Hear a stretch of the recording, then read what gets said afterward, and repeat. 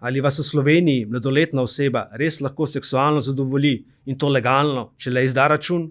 Zakaj v Sloveniji nimamo rdeče četrti?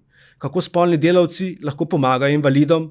In zakaj prostitucija in skrb za duševno zdravje lahko hodita z roko v roki? To in še več bomo izvedeli od današnjega gosta, borca za pravice spolnih delavcev, predsednika društva Dobra družba in inovatorja, ki ves čas išče nove poslovne modele v industriji za odrasle.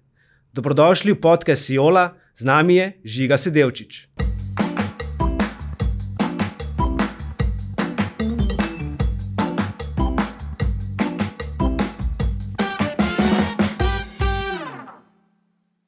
Najlepša hvala, da ste se odzvali v vabilu. Hvala tebi, da si me povabil. Veseljem. Resnim temam na začetku takoj. V Sloveniji so torej lahko mladoletne osebe erotični maserji oziroma maserke. Je to res? Erotično maserstvo ni omejeno z leti. Se pravi, lahko to izvaja vsakdo, ki ga lahko zaposliš. Zaposliš ga lahko, če je 18 let star. Prek študentske napotnice pa lahko tudi izvajaš določene poklice, kateri pač niso regulirani. In erotično maserstvo sigurno ni regulirano, tudi prostitucija ni regulirana, poslanec tudi ni reguliran poklic, lahko imaš osnovno šolo, nimaš nobenih omejitev kot poslanec. Tako da pač bi lahko rekel, skoraj nekje tam so. Zdaj, če imam jaz erotični masažni salon in če jaz recimo rečem študentskemu servisu, jaz bi pač imel prosto delovno mesto, oni ne morejo tega omejiti z leti, ker zakonsko ni omejeno, oziroma ker pač ni v tem opisu omejeno. Hipotetično to pomeni, da pač fant, dekle, ki je star 15-16 let, lahko pač dopoldne dela študentsko delo v erotičnem masažnem salonu, in mi popoldne ne more pač posreči piva in mi ga računati, ker pač je gostinstvo, oziroma da si natakar, hvala Bogu, vsaj to je nekako omejeno, omejeno z leti in pa z nekimi omejitvami. Vse to, kar ste zdaj povedali, pa ste se kaj obrnili na kakšne uradne inštitucije, ste to izpostavljali kaj v javnosti? Ja, mi smo kontaktirali Ministrstvo za delo. Pač mi smo šli še en korak dlje. Se pravi, mi smo kontaktirali, mislim, da je CPI, Center za poklicna izobraževanja. No, in smo rekli, mi bi pa naredili NPK za erotičnega maserstva, ker na podlagi NPK-ja lahko ti daš neko omejitve noter. Ne rabaš zdaj sklicovati celega političnega zbora ali nekaj. Sorry, da prekinjam, lahko samo za naše gledalce. NPK je? Nacionalna poklicna kvalifikacija. Tako. No, in smo mi tja poslali naš predlog, dali smo, mislim, da imaš celo na njihovi internetni strani, da lahko daš pobudo, in mi smo dali pobudo, mi smo vse to izpolnili, mi smo povedali, kaj je erotična masaža, kaj ni, kaj se dela. No, in potem so oni mogli boge reveži sklicati, da je cel svet okoli te teme in pač ne radi delamo preveč delali drugim ljudem, no. Ampak so rekli, ne, pač Slovenija ne potrebuje NPK-ja, oni so sicer pogledali, a kje na svetu obstaja taka zadeva, da pač mi radi v Sloveniji kakšne modele prevzamemo, Ampak sem jim jaz rekel, pač ne obstaja, samo v Sloveniji je poklic erotičnega maserstva. Recimo, Slovenija ima en bolj takih odprtih zakonodaj glede seksualnega dela na svetu. Jaz sem skromen fan, pa rečem v Evropi. No, da se navežem naprej. No, in je ta naš poskus, da bi z leti omejili ta nek poklic, padel vodo. Ker pač enostavno niso nas podprli pri tem, da bi naredili NPK, ker je pač to ni toliko tega, Pač ja, razumem. No, kar pomeni, da država nima interesa te zadeve regulirati. Klicali smo tudi Ministrstvo za delo, pa kdo ste vi, mi smo iz te organizacije, pa je smešen, pa jaz rečem, pa je smešen, ampak lahko se zgodi to in to in to, a zdaj je smešen, ni smešen, Pač ni smešen, da pač nekdo, ki nima nekih moralnih zadržkov, pa je, ker mi živimo v kapitalizmu, in pač kapitalizem se ne obsoja, toliko, da pač bi lahko nekdo izkoristil mlajše in jim pač ponudil to delo, ker pač mlajši bi takoj zagrabili, ne, pač to je dober denar, ne, tukaj se pač ne zasluži malo, tako da je dosti privlačno. Tako da mi zdaj v sodelovanju z Inštitutom za raziskovanje seksualnega dela iz Maribora probamo ustvariti nek učni načrt, ki bo sestavljen z različnimi učnimi elementi, kot so, ne vem, za erotično masažo so masaža prostate, ki se nam zdi ful pomemben. Naslednjo leto bomo kontaktirali organizacijo Onkoman, ki so rekli, da bojo naslednje leto malo več podelali na tej temi, letos imajo neke druge zadeve. Potem imamo lingam masaža, to so pač posebne tehnike, pri erotični masaži, in smo se odločili, smo se pač pogovarjali z tem inštitutom, da bi mi sami te tečaje omejili na minimalno 21 let. Se pravi, mi kot organizacija seksualnih delavcev, mi dajemo povod, da pač so te zadeve omejene z leti. Ker pač velikokrat dobimo ljudi, ki nas kontaktirajo, pa reče, jaz bi šla v prostitucijo. Zakaj greš v prostitucijo? Ja, rabim denar. Pač, nimaš druge opcije. Pač mi vedno ne rečemo pridi sem, ampak imaš kako drugo opcijo. In erotično maserstvo je recimo ena izmed takih stvari, ki je seksualno delo, ki se da zaslužiti, ampak ni toliko hard. Se je ravno to, ker vseeno recimo, da je ta tema še vedno tabu v slovenski družbi. Kako bi sploh lahko nekomu laiku razložil razliko med erotično masažo in prostitucijo? Ja, pri prostituciji moraš plačati in delati, mislim, v smislu stranke. Pač ponavadi moški smo pač levi in vse druge živali in pač izkazujemo svojo seksualno moč in nasplošno in se želimo potruditi, da ostanemo v spominu tej osebi, ki se ukvarja s prostitucijo, čeprav ona že 10 strankov delala tisti dan, in dvomim, da se te bo sploh spomnila čez 2 uri, ampak pri erotični masaži je pa v bistvu gre za bolj za sproščanje, ker pač erotične masaže so dolge od do, lahko imaš različne dodatke, ni nujno, da se masira spolovilo, čisto odvisen od masaž, od maserk, imaš pač ene znajo lingam masažo delati, ene ne, eni ponujajo tudi masažo prostate, ki je pač zelo zdrava, sploh za moške v pozni mladosti. Tako da jaz mislim, da tisti, ki hodijo na prostitutke, pa niso bili na erotični masaži, ko bojo šli na erotično masažo, rekli, kam sem jaz naredil.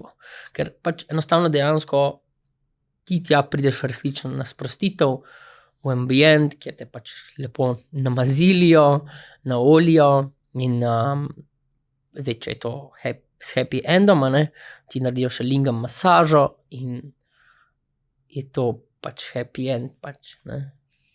Za sekundo bi se pa še vseeno vrnil na izhodiščno vprašanje. Po vaših izkušnjah, ali so primeri mladoletnih oseb, ki izvajajo erotično masažo za plačilo? Zdaj, glede na to, da 90% seksualne industrije v Sloveniji se itak dela na črno. Po naših informacijah, ki pač dosti izvajamo monitoring, kaj je na tem trgu in ni,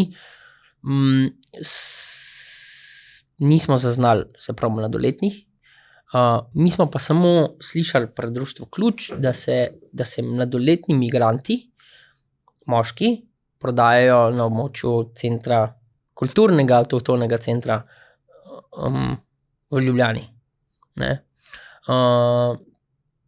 Zdaj pač to ni naše delo, ker mi se ukvarjamo samo s pozitivnimi stvarmi v industriji za odrasle, ker imamo ful enih organizacij, ki se ukvarja z otroško prostitucijo, z žrtvami in te zadeve in mi pač jim odstopamo in mesto in jih vedno pohvalimo. Društvo Ključ 22 let, odkar so med nami. Zatrli so zvodništvo skoraj v Sloveniji, zaprli so skoraj vse nočne klube. Mislim, pomagali so. Ampak problem pri teh zadevah je, ker se vse gleda enostransko. No, tja še prideva, bi samo še pri erotičnih masažah vprašal. Omenili ste, da večinoma se izvajajo na črno. Kljub temu pa, če gremo na Google, pišemo erotična masaža, je samo v Ljubljani 25 masažnih salonov. To niso saloni. Mislim, da je v Ljubljani so 4 masažni saloni, ki imajo obrt, ki pač zaposlujejo. To so zelo... To je nezahvalno delo, če ga delaš legalno, ne? Ker imaš skozi nadzore in pač si skozi pod lupo, te skozi pregledujejo, ampak na drugi strani ne pregledujejo tistih organiziranih celic, ki izvajajo po spalnih naseljih, kjer je droga, kjer pač mogoče resnično lahko prihaja do kakih žrtev ali pa, ne vem, maltretiranj. Če ne drugega psihičnega maltretiranja, ki ga je zdaj več, ni v tem zvodništvu, v tej industriji ni toliko nasilja, razen v BDSM-ju. Ampak sem tako za oceno, če lahko mogoče veste, koliko denarja pa se obrne na leto potem, če pogledamo, koliko je že tega legalnega dela? Kakšna ideja?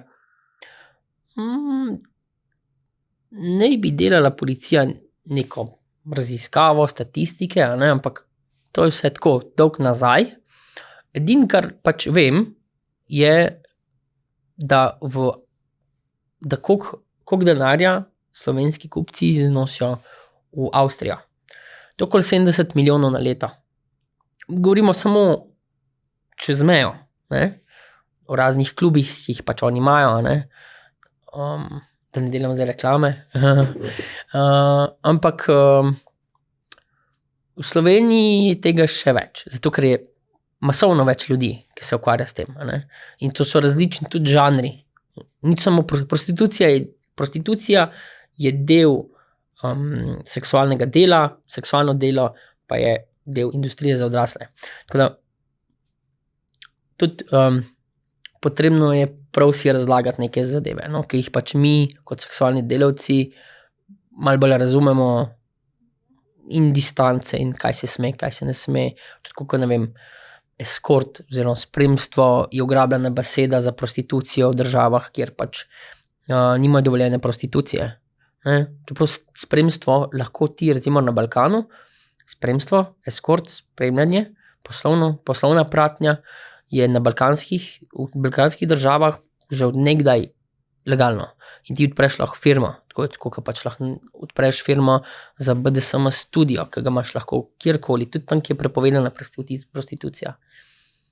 Se pravi, kakšen je potem odstotek, recimo kakor laik bi, ko govorimo o industriji za odrasle, bi rekel, da predvsem prostitucija obstaja, ne? Lahko vam povem iz Srbije podatek. V Srbiji prostitucija predstavlja 0,3% DBP. BDP. Ja, tako. Ampak to je samo unih, ki so jih dobili. Ja. Mi imamo organizacijo v Srbiji in smo začeli sodelovati z predsednikom sindikata policijskih delavcev in policijskih staršin Blažo Markovičem, ki je v bistvu tudi on dal pobudo 2017 za državi, kao legalizirajte prostitucijo, ker ne da se nam več s tem ukvarjati. Ker pač ljudje so jih dobili kazni in oni so nadaljevali to delo. Ne? Policaji so pa pač imeli ure in trude, da so te stvari razkrinkali po njihovi službeni dolžnosti.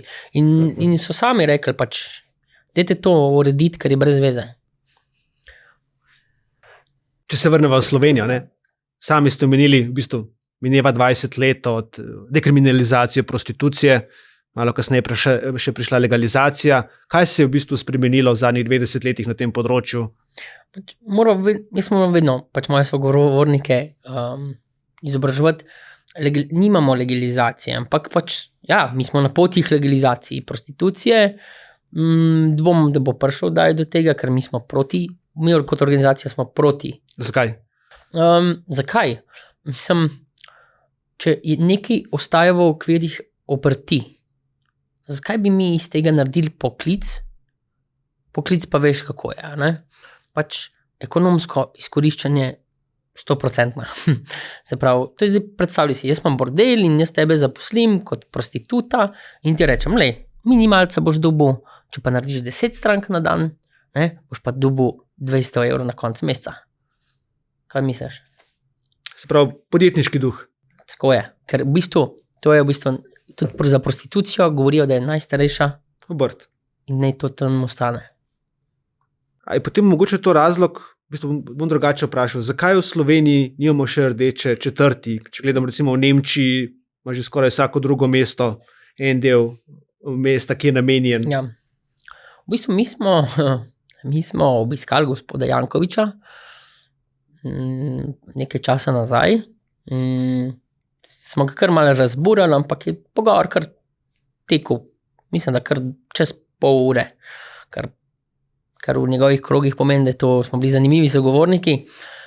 Mi smo takrat dali predlog, da bi podhod Ajdovščina, ne, ker je bil takrat zapuščen, da bi tam bila rdeča četrt, ne, ker pač je v centru mesta, ampak ni viden, kontrola dostopa, vstopa, izstopa, se pravi zaradi varnosti, fulejnih izložb, ne, tako da, takrat so oni imeli nek projekt, kjer bi naredili nek otroški kino noter in so bili projekti že narejeni, tako da smo zmislili, ampak ni bil to namen. Namen je bil, da zdaj se prostitucija pa seksualno delo se več ali manj izvaja v spalnih naseljih. To zgleda pač blok, eno stanovanje, zraven ima stanovanje 4-članska družina, na drugi strani ima stara mama, ki pač točno ve, kdaj kdo pride in koliko časa se dere in koliko na glas v tem sosednem stanovanju. In to pač mislim, da nekako družbeno ni higienično. Tako da pač naslavljam vse občine, da pač, če po eni strani se želimo znebiti tega, moramo na drugi strani omogočiti, kje pa se lahko da. Ker tako kot gostinstvo, ki je pač skoraj najbolj regulirana stvar, dejavnost po mestih, kje imaš teraso, koliko imaš terase, od kdaj do kdaj imaš teraso, koliko imaš, mislim, vse moraš povedati, je lahko tudi druge dejavnosti omejijo z nekimi ne vem, akti ali pa pravilniki, recimo. Ampak glede na to, da ste že toliko časa dejavni v tem prostoru, ali obstaja po vašem mnenju, kakšna je verjetnost, da bo do tega res prišlo v Sloveniji? Jaz ti povem, do česa bo prišlo. Rdečih četrti ne bomo imeli v Sloveniji, ker kot ideja zastarela, izživeta, neumna. Sigurno pa mi spodbujamo seksualne delavce, da če že iščejo prostore, kjer bi delovali, jih naslavljamo na poslovne, industrijske, gospodarske cone, kjer pač so delovniki 24-urni, kjer pač je ogromno varnostnih služb, ki pač so tam po noč tam, če odpreš SP kot prostitut, imaš tudi lahko najameš varnostno službo, pa imaš, ne vem, imaš nekoga na klic, ki pride v roku 3 minut, ali pa ne vem prej. Ne? Se pravi, ne rabiš imeti zvodnika, ki ti vzame pol, ne? Ampak enostavno plačaš, ne vem, priklopi so zdaj okoli 30 €, pa vsak prihod je 30 € in ti za 60 € na mesec, če se ti enkrat to zgodi, ne rabiš za 5 ur v zvodniku. Ne? Pač optimizacija. Finančna pismenost bi lahko rekel temu. Pa pravna pismenost. In to so v bistvu 3 pismenosti, zdravstvena pismenost, pravna pismenost, finančna pismenost, so ene stvari, kjer mi poučujemo in delamo projekt tudi na inštitutu, da bi naredili nek internetni začetni učni program o teh pismenostih. To je neka osnova, to je tako, kot greš ti, ne vem, delati si obrtnik in greš v neko drugo državo, ja pač kaj boš naredil? Ja pač vprašal boš, ne, kaj lahko od kje do kje ne grem v zapor ali pa ne plačam kazni. Pač to je fajn vedeti. Finančna pismenost, to me pa malo zanima. Kaj mislite s tem? Ja, zdaj, predstavljaj si, ti si seksualni delavec, na minimalcu skozi, ali pa nisi na socialni. In pol greš ti v seksualno delo, kar od enkrat 3, 5, 10 tisoč evrov, cash flow, cash. Itak, torbica, zdaj če si ženska, ne, torbica, Louis Vuitton, vse full komplet, se pravi, podaljški za 300, ni da ni. Ne, ni bad, se pravi, cool. In jaz vedno pravim, ne, izživi se. Vsakemu seksualnemu delavcu pravim, da so neke tri faze, ki jih jaz svetujem, oziroma ki vem, da so. Euforija. Ne, pač ti boš takrat, vse si boš kupil, kar si do zdaj nisi mogel. Ne. In pol, itak, ker že vse to kupaš, pol pride zabave in pol se itak razmontiraš, ne, zdravstveno in vse to, življenjsko, in pol pride čas, da investiraš v sebe, da se pozdravaš, da začneš delati na notranjem zdravju, da delaš na svojem templu. In tretja faza je investiraj za tvoje prihodnost. Ne? Zdaj pač eni nikoli ne grejo ven iz te euforije, ne? Eni ostajajo na drugi točki, kjer pač nenehno se zdravijo, ne? Pa pač mogoče se treba kdaj tudi prav pozdraviti, pa iti k komu, ne? Na kak pogovor, ne? To je fajn. Tako da tudi nekako smo začeli nek projekt neke podpornih skupin za seksualne delavce, kjer pač jih probamo usmeriti k določenim strokovnjakom, psihoterapeutom. Bova to še vse obdelala, ampak me pa zanima, ko govorite o spolnih delavcih, o komu je govora, kakšnih profilih ljudi, to so slovenski državljani, to so tujci, kakšno sploh število spolnih delavcev v Sloveniji? Ja. Zdaj neka ocena je, da je na letni osnovi pride in gre in ostane 4500 seksualnih delavcev. Od tega so 2/3 tujcev, ker gre za migracijsko delo. Potem v zadnjih letih mislim, da se je potrojilo moških seksualnih delavcev. Se pravi, ni bilo nikoli toliko moških, ki se prodaja. Ko sem se pripravljal na najin pogovor, sem najdel eno izjavo, ki ste dali za en drug medij. Pred leti ste napovedali, da bo v Sloveniji homoseksualnost v nekaj letih glavni predstavnik spolnega dela v Sloveniji. Se je to zgodilo? Ni še prišlo do tega preobrata, ampak gre v to smer. Ne? Ker seksualno delo ni samo biti prostitut. To je pač veliko enih žanrov. Mi v bistvu še probamo pripeljati kakšne nove žanre. Zakaj hočemo pripeljati nove žanre? Zato, ker pač vemo, da ljudje čedalje manj posegajo po klasični prostituciji. Probamo pripeljati kakšne nove žanre, tako kot so, ne vem, kadlerji oziroma crtalci. Potem seksualni asistenti, ki so namenjeni kateri približujejo seksualnost in spolnost, seksualnost in erotiko ljudem z različnimi disfunkcijami. To je kar tak trd oreh. Potem so seksualni surrogati, kateri pomagajo terapeutom, psihologom, se pravi, biti njihov podaljšek pri kakem zdravljenju oziroma pri kakih terapijah. Ogromno je takih zadev. No? Omenili ste, da je približno 1/3 spolnih delavcev Slovencev. A pa nekak stereotip je, da je to izhod za ljudi iz dna družbe. A to danes še vedno velja? Ja, to, kar mi srečujemo, ni samo to. Še bolj grozen je. Zdaj se s tem ukvarjajo mladi, ki jim je dolg čas. Prav, dolg čas. Dolg čas. Ker jim je dolg čas, oni imajo denar, doma imajo denar, njim je dolg čas. In oni se ukvarjajo s prostitucijo in potujejo po svetu in pač s tem pač si suportirajo svoj lifestyle in ne. Tako da mi imamo ogromno nekih članov, ki so že dolg časa tukaj, ki delajo. Ampak bom ponovil vprašanje. Ja. Torej, a ta mladina, ki ste omenili, a to dela potem za denar? Govorimo res o Ja, oni pač delajo to za denar. Mislim, ker so pač, plačani. Ja, Je to normalno, prostitucija. normalno. Mislim, zdaj, oni pravijo, da so sugaring, ne? Temu se reče neki, to je izraz, mi imamo na Balkanu imamo lep izraz sponzoruše, ne? Tako pač mi temu rečemo, in to je seksualno delo, čeprav oni pravijo, ne, mi nismo seksualni delavci, ampak, jaz se opravičujem, ampak to je seksualno delo. Ne? Čim pride do izmenjave, daril ali denarja. Greva še malo na drugo stran posla, med stranke. Omenili ste že, da pač je neka ocena, da Slovenci pustimo samo v Avstriji 70 milijonov evrov. To je kar nekaj denarja in verjetno zagotovo si ne more lih vsak to privoščiti. Kdo so torej stranke v Sloveniji, ki koristijo usluge prostitutk in prostitutov?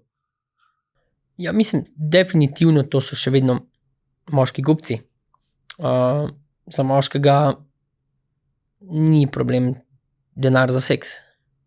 Pač raj položnice ne bo plačal, ampak nagon je močnejša stvar, kakor, ne vem, RTV prispevek ali pa neki. Tako da pač tukaj vedno je denar za to zadevo. Tudi v kriznih časih, v vojnah, v ne vem, kakorkoli je prostitucija oziroma seksualno delo obstalo. Bolj, ko so ga zatirali, bolj je bil podzemno. Tako da o teh nekih modelih, da bi to prepovedali, to so neke bajke, to se lahko se zgodi, ne bo uspešno, ampak kvečem bomo poškodovali veliko več ljudi, s tem jih spravljali v eno tako nevarne situacije.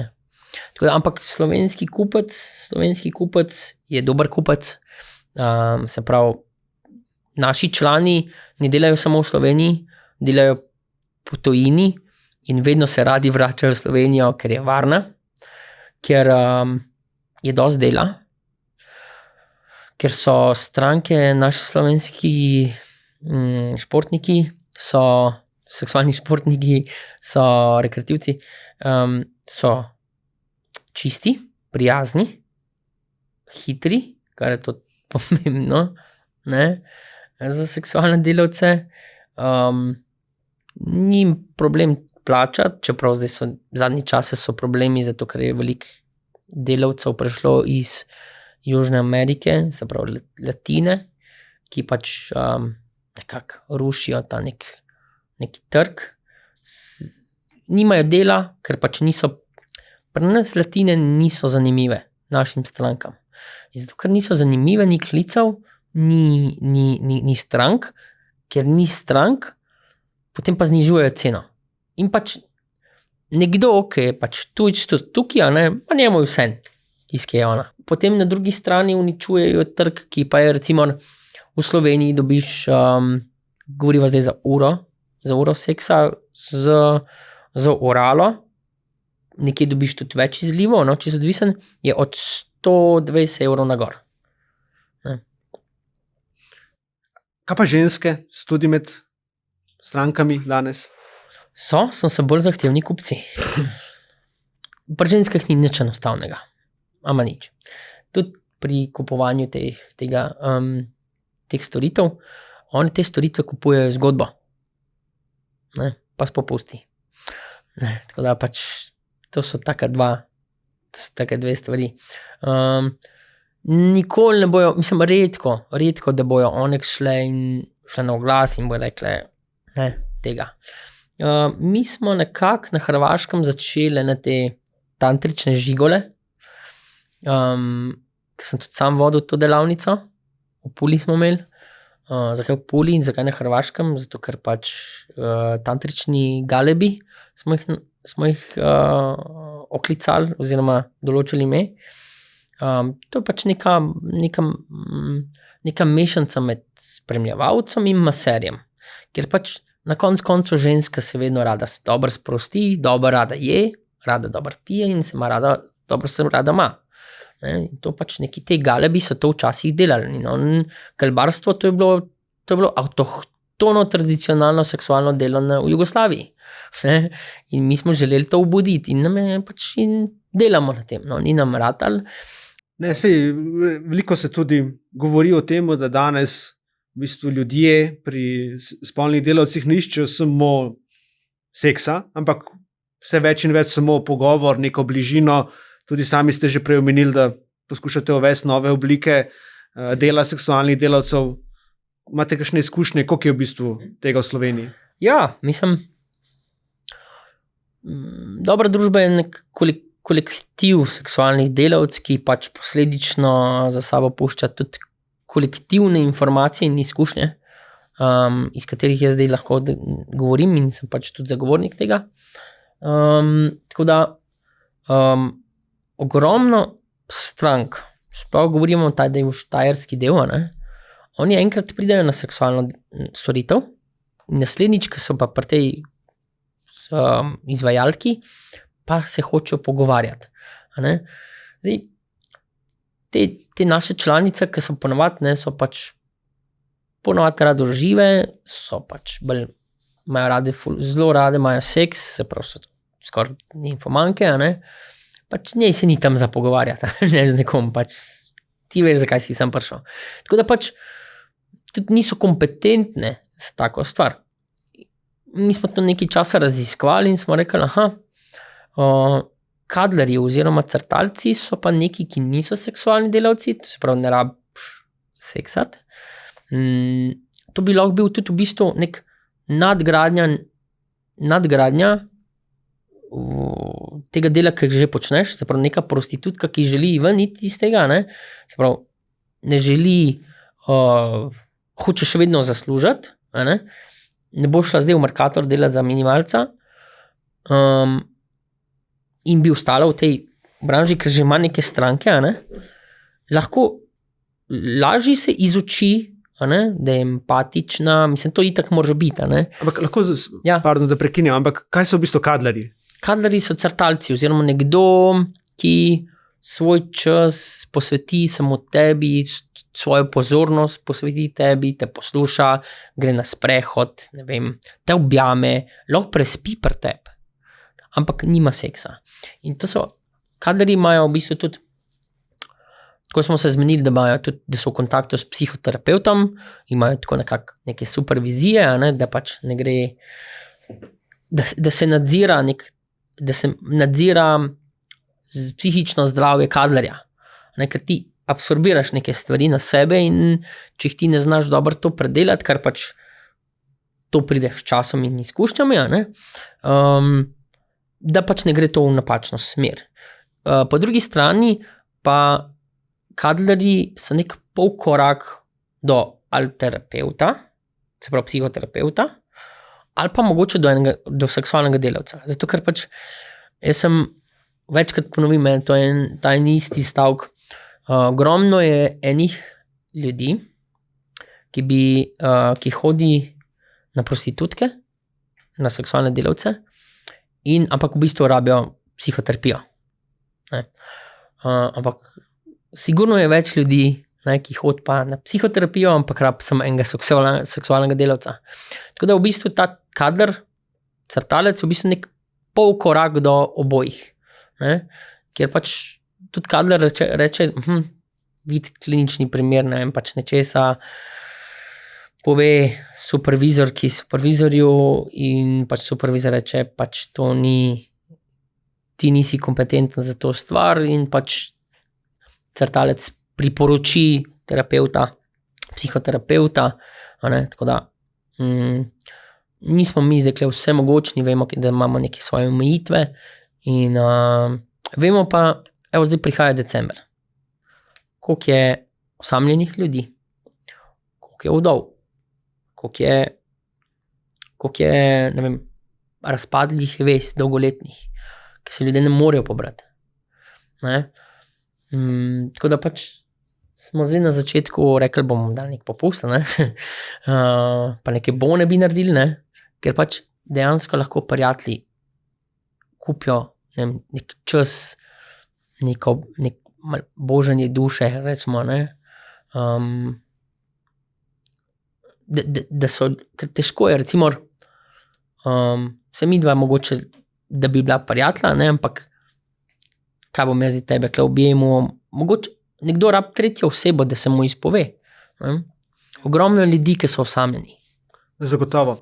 Ampak recimo kadlerji, kot ste omenili, jih vi vidite, da v bistvu lahko ponudite spolnim delavcem en izhod iz poklica, pa vem, da dobra družba, da veliko delate na temu, da jim pomagate. Kaj so še druge, kakšne karierne perspektive jih recimo sploh čakajo? Kaj lahko delajo potem, ko želijo zapustiti svet?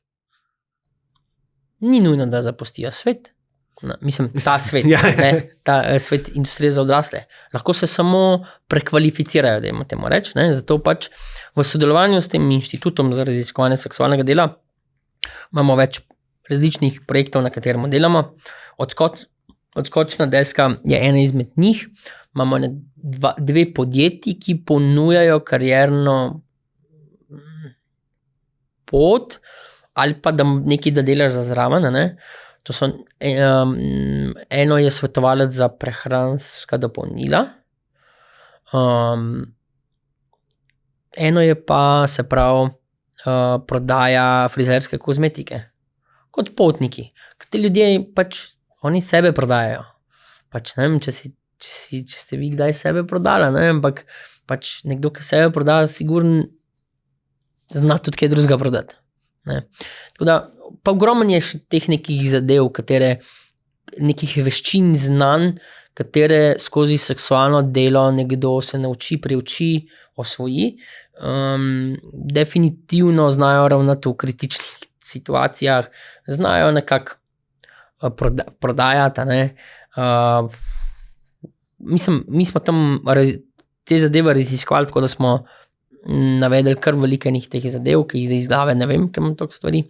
Tako da ja, sicer pa ne se pohvalim, upam, da nisem to že prehmal rekel, ampak z Legibitro delamo na enem projektu, ki bomo s 1.1. omogočili vsem seksualnim delavcem brezplačne testiranja za spolno prenosljive bolezni. In to je kar tako, big deal. Tako da, kako pa je to še problematika danes? Spolno prenosljive bolezni? Ja. Pač zelo. Ja? Zelo, mislim, mogoče glih ni zdaj v novicah te stvari, ne? Ampak razhaja super gonoreja. Pač to je gonoreja, ki je odporna na antibiotike, ki jih dobiš pri lokalnem zdravniku. Ne? In za take hujše stvari se morajo uporabljati te bolj vojaške antibiotike, iz kleti, močne. Tako da, ogromno je hepatitisa C, ne, hvala Bogu imamo zdaj neke tablete, ki so strašno drage, ampak nič od tega ni, se ne bi zgodilo, če se ogromno njenih programov o STD-ju, spolno prenosljivih boleznih, tako da testiranje je pa ena izmed stvari, ki pač je ful nujno potrebna, no. Jaz mislim, da premalo imamo mi, kot seksualni delavci, imajo premalo kulture samotestiranj. Mislim, da bi mogli to odvigati na višji nivo. Odlično. Obdelala sva se bolj fokusirala na prostitucijo, vendar pod črto, recimo, da se piše leta 2045, če bi se vse stvari odvile, kakor si vi želite, kakšna bi bila Slovenija na tem področju čez 20 let, 25? Ja, mislim, ja, zdaj, tako je, vnaprej, prihodnost je sigurno svetla. Definitivno delamo na orodjih, mehanizmih in pa protokolih za seksualne delavce. Želimo, da jih ohrabrimo pri samostojnem in neodvisnem podjetništvu. Želimo, da se te ljudje samo legalizirajo, da odprejo SP, DO, karkoli, ne. Potem bo prihaja zdaj neka platforma, na kateri delamo že nekaj časa, ker pač ta trenutek imaš na voljo kupi prodaj te neke platforme, neke strani, kjer pač se te zadeve neki na pol kupujejo. Mi delamo platformo, katera je prilagojena seksualnim delavcem, ker bojo imeli noter ice court management, smo poimenovali, ker bojo pač sami menedžirali svoj čas, koliko časa od stranke do stranke rabijo. Pač tako ful na višjem nivoju. Želimo, da se pač ljudje samo testirajo, da se testirajo, in pa da te stvari grejo iz spalnih naselij v poslovne cone, tam, kjer jim je mesto, ker pač to je posel. S tem pač bo tudi višja varnost, manj žrtev. Tako da pač to je tako, domino efekt. Vsaka stvar potegne svojo stvar. Odlično. Za konec, če smem, osebno vprašanje. Kako ste končali v tem svetu? Šel sem kupiti eno majico, ker pač sem bil nisem imel kreditne kartice, da bi napravo opravil preko spleta, ne?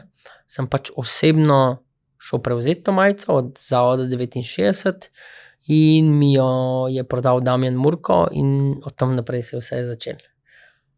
Kaj vas pa ohranja v tem svetu? To je moje poslanstvo. V bistvu jaz sem se tukaj našel 5 let nazaj. Nakrat sem se odločil, da pač želim tej zadevi priti do kraja. Opazil sem, da zakaj se te stvari ne rešujejo, zato ker države nimajo sogovornikov, s kom bi se oni pogovarjali o teh vprašanjih in jih tudi reševali. In zdaj, če ti nimaš neko organizacijo, ki je predstavnik nečesa, kot država, s kom se boš pogovarjal? In ne moreš rešiti. In pač prihajajo časi, kjer pač bojo tudi seksualni delavci sodelovali o razpravah o seksualnem delu, ki pa do zdaj niso. Odlično. Najlepša hvala za obisk in za vsa pojasnila. Prekratko je bilo. Zagotovo bi verjetno lahko še par ur predebatirala še vse preostale dele. Definitivno. Vam pa hvala za pozornost. Z vami sem bil Iztok Hočevar, novinar Siola.